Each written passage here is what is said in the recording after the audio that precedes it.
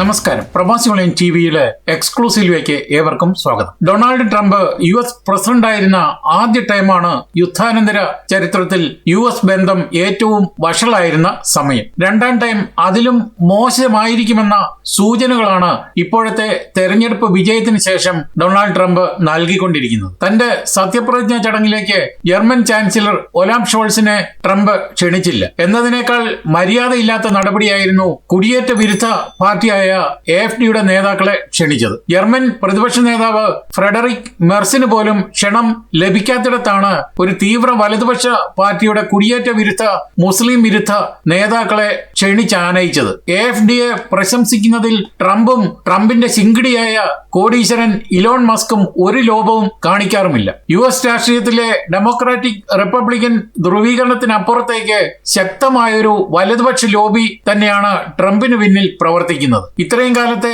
ട്രംപിന്റെ സംസാരത്തിൽ നിന്ന് അത് വളരെ വ്യക്തമാണ് താനും. രാജ്യത്തിന്റെ ഭരണ നിയന്ത്രണം ഇവരുടെ കയ്യിലായിരിക്കും. ലോകക്രമം തന്നെ തങ്ങളുടെ വരുതിയിലാക്കാൻ ഇവർ ആവുന്നതൊക്കെ ചെയ്യുമെന്നും ഉറപ്പാണ്. കാലാവസ്ഥാ വ്യതിയാനം ചെറുക്കുന്നതിനുള്ള ഉടമ്പടിയിൽ നിന്ന് പിന്മാറിയതും ലോകാരോഗ്യ സംഘടനയിലെ അംഗത്വം പിൻവലിച്ചതും യൂറോപ്യൻ ഉൽപ്പന്നങ്ങൾക്ക് അധിക തീരുവ പ്രഖ്യാപിക്കുന്നതും ഗ്രീൻലാൻഡും പനാമ കനാലും പിടിച്ചെടുക്കുമെന്നുള്ള ഭീഷണിയും എല്ലാം തന്നെ ഇതിന്റെ ഒരു തുടക്കം മാത്രം. എന്നാൽ ജർമ്മനിയിലെ മുഖ്യധാര രാഷ്ട്രീയ നേതാക്കളിൽ മിക്കവരും ഡെമോക്രാറ്റിക് പാർട്ടി സ്ഥാനാർത്ഥി കമല ഹാരിസ് US പ്രസിഡന്റ് ആകണം എന്നാഗ്രഹിച്ചവരാണ്. അത് തുറന്നു പറയാനും പലരും തയ്യാറായിരുന്നു. എന്നാൽ AfD നേതാക്കൾ സ്വാഭാവികമായും ആശയപരമായി ട്രംപിനൊപ്പം നിലകൊണ്ടു. ഇതിനുള്ള നന്ദി പ്രകടനമായിരുന്നു ജർമ്മനിയെ രക്ഷിക്കാൻ AfDക്ക് മാത്രമേ സാധിക്കൂ എന്ന ഇലോൺ മസ്കിന്റെ പ്രഖ്യാപനം. ട്രംപിന്റെ നയങ്ങൾ ശക്തമായ ജർമ്മൻ വിരുദ്ധ നിലപാടുകൾ ഉൾപ്പെടുന്നതാണെന്നുള്ള സന്ദേശം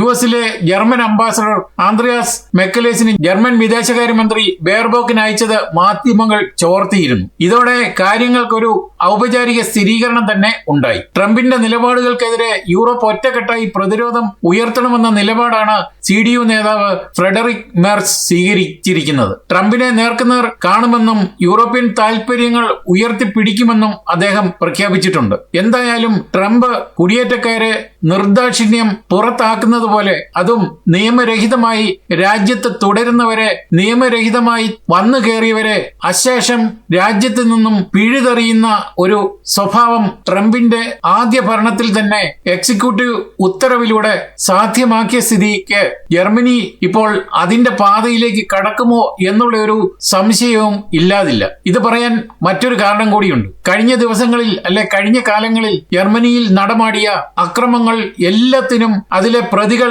എല്ലാവരും തന്നെ അഭയാർത്ഥികളായിട്ടുള്ള ആളുകളാണ്. അത് കൂടുതലും മുസ്ലിം രാജ്യങ്ങളിൽ നിന്ന് വന്നിട്ടുള്ള അഭയാർത്ഥികളാണ്. ഇവരൊക്കെ തന്നെ അവരുടെ നാട്ടിലെ സംസ്കാരമാണ് ഇവിടെ എടുത്ത് പൊതുജനങ്ങളുടെ മേൽ അടിച്ചേൽപ്പിക്കാൻ ഒരുങ്ങുന്നത്. അതുകൊണ്ട് തന്നെ ഇന്നിപ്പോൾ ജർമ്മൻ പാർലമെന്റിൽ പുതിയ കുടിയേറ്റ നയത്തെപ്പറ്റിയുള്ള വാഗ്വാദവും ചർച്ചയുമൊക്കെ ഗംഭീരമായി വലിയ ചൂടോടെ നടക്കുന്ന സ്ഥിതിക്ക് പുതിയ തെരഞ്ഞെടുപ്പ് വരുമ്പോൾ പുതിയ തെരഞ്ഞെടുപ്പിൽ, അതായത് ഫെബ്രുവരി 23 നടക്കുന്ന തെരഞ്ഞെടുപ്പിൽ ഭരണത്തിൽ ഏറുന്ന CDU CSU സഖ്യത്തിന് ട്രംപിന്റെ പാത ചിലപ്പോൾ പിന്തുടരേണ്ടി വരും എന്നുള്ള കാര്യമാണ് ഞങ്ങൾ മനസ്സിലാക്കുന്നത്. അതുകൊണ്ട് തന്നെ അനധികൃതമായി ജർമ്മനിയിൽ തങ്ങി ജർമ്മൻ ഗവൺമെന്റിന്റെ സകല ആനുകൂല്യങ്ങളും നേടി ജർമ്മനിക്ക് തന്നെ പാരയായി തീരുന്ന ഇത്തരക്കാരെ ഇവിടുന്ന് പിഴുതെറിയണമെന്നാണ് ഇപ്പോൾ ഭൂരിഭാഗവും ജർമ്മനിയിൽ താമസിക്കുന്ന ജർമ്മൻ പൗരത്വമുള്ള ജർമ്മൻകാർ തന്നെ ആവശ്യപ്പെടുന്നത്. അതിന്റെ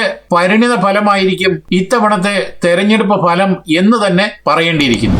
ഇതോടെ എക്സ്ക്ലൂസീവ് ഇവിടെ പൂർണ്ണമാവുകയാണ്. നിങ്ങൾ നൽകി വരുന്ന എല്ലാവിധ പിന്തുണയ്ക്ക് ഞങ്ങൾ ഹൃദയപൂർവ്വം നന്ദി അറിയിക്കുന്നു. അതോടൊപ്പം കൂടുതൽ വാർത്തകളും വിശേഷങ്ങളും പറയാൻ യൂറോപ്പിലെ ആദ്യത്തെ മലയാളത്തിലെ ഓൺലൈൻ പോർട്ടലായ പ്രവാസി ഓൺലൈൻ സന്ദർശിക്കുക. അതുപോലെ തന്നെ ഞങ്ങളുടെ ആദ്യത്തെ ചാനലായ ന്യൂസ് ചാനൽ പ്രവാസി ഓൺലൈൻ ന്യൂസ് ചാനൽ കൂടി ശ്രദ്ധിക്കുക. നന്ദി, നമസ്കാരം.